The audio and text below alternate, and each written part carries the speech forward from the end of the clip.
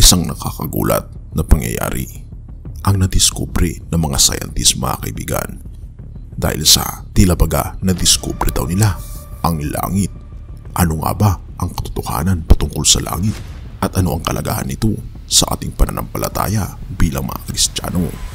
Atin itong pag-usapan, mga kaibigan. Kaya nga pala mga kaibigan, kung nais nyo mag-donate sa ating channel, ay hinihikayat kita na sumali sa ating membership club na kung saan mabe-benefit ka sa mga private chats, badges, gayon din makakatanggap ka ng ating free ebook na Steps to Christ.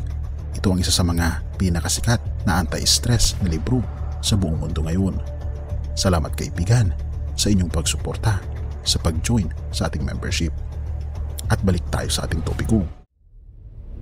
Isang nakakamanghang diskubre ng mga scientists na ang karamihan sa kanila ay naniwala na mayroong Diyos dahil sa kakaibang mga radio signals na kanilang narinig na umaabot ito ng 12 light years na habang pinabaybay nila ang kalawakan sa pamamagitan ng pinakamalakas na telescope ngayon, ang James Webb Telescope. Ang mga kakaibang mga planeta at isang planeta ang pumukaw sa kanila. Ngunit bago natin ito pag-usapan, mga kaibigan, ang third heaven o luklukan ng ating Panginoong Diyos na binabanggit sa banal na kasulatan ay ito ang langit na titirhan natin pagdating ng panahon na ang ating Panginoong Jesucristo ay kukunin niya tayo. Deuteronomy 10 verse 14. Look, the heavens, even the highest heavens, belong to the Lord your God, as well as the earth and everything on it. Mapapansin natin, mga kaibigan, na ang luklukan ng ating Panginoong Diyos, ito ang tinatawag ng langit ng mga langit. Dito makikita natin ang sobrang kagandang mga bagay na hindi natin makikita sa ating mundo, na na-content natin, mga kaibigan, sa nakaraang nating mga videos. Kung hindi mo pa ito napapanood, ililink ko sa ibaba ang video upang makita mo ito. At ito nga, mga kaibigan, sobrang namangha ang mga scientifico dahil sa isang discovery nila na nakita nila ang exoplanet na ito na nagraradiate ng radio waves na ang layo nito ay 12 light years. Ngunit para sa akin, mga kaibigan, hindi pa ito ang langit, sapagkat ang langit ay binabanggit sa libro ng Job na ito ay makikita sa entrance ng Orion Nebula, na hanggang ngayon ay hindi pa rin ma-explain ng mga scientifico kung ano nga ba ito, sapagkat napakalalim daw ito na lagusan, at binabanggit, mga kaibigan, sa libro ng Job na ito ay lagusan patungo sa langit na bayan. At naniniwala rin ako, mga kaibigan, na hindi lamang planet Earth ang ginawa ng ating Panginoong Diyos, dahil binabanggit sa Genesis 1 verse 1, ginawa ng ating Panginoon ang mundo maging ang lahat ng mga kalangitan.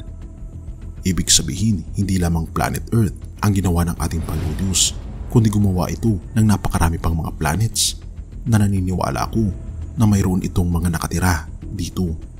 Sapagkat binabanggit sa Job, noong si Satanas, mga kaibigan, ay pumunta sa langit upang makipagpulong, ay nandito rin ang mga live dito sa ating planeta. Matatandaan kasi na dapat si Adan ang representative natin, ngunit nung nagkaroon ng kasalanan si Adan, si Lucifer, nakakamangha na pag-usapan ang patungkol sa langit. At balang araw, pagdating ng ating Panginoong Jesucristo, tayo ay dadalhin niya sa langit na bayan. At naniniwala ako sa mga nangyayari, mga kaibigan, sa ating daigdig ngayon na binabanggit ng Mateo chapter 24. Ang mga sinyalis ng kanyang muling pagdating ay talaga namang nakikita na natin sa ating kapaligiran. Ibig sabihin, ang pinapangarap nating langit na bayan ay malapit ng matupad. Ngunit ang ninanais ng ating Panginoong Diyos ay isuko natin ang ating buhay sa Kanya, sapagkat ano ang langit kung wala naman tayo doon? At ang tunay na kalangitan, mga kaibigan, ay mararamdaman natin ito pag nandito ang presensya ng ating Panginoong Jesucristo. Ang tanong ay, nais mo bang magpasakop sa ating Panginoong Diyos? Tayo manalangin. Ama naming banal, mga Panginoon naming Diyos, tunay nga, Panginoon, na totoo ang langit. Gabayan kami, Panginoon, na madama ang langit habang kami, Panginoon, ay nandito sa lupa sa pamamagitan ng aming Panginoong Jesucristo. Nais po namin, Panginoon, na magkaroon ng mas malalim na relasyon sa Kanya upang madama po namin, Panginoon, ang tunay na presensya ng langit. Salamat, Panginoon, dahil sa inyong pag-ibig.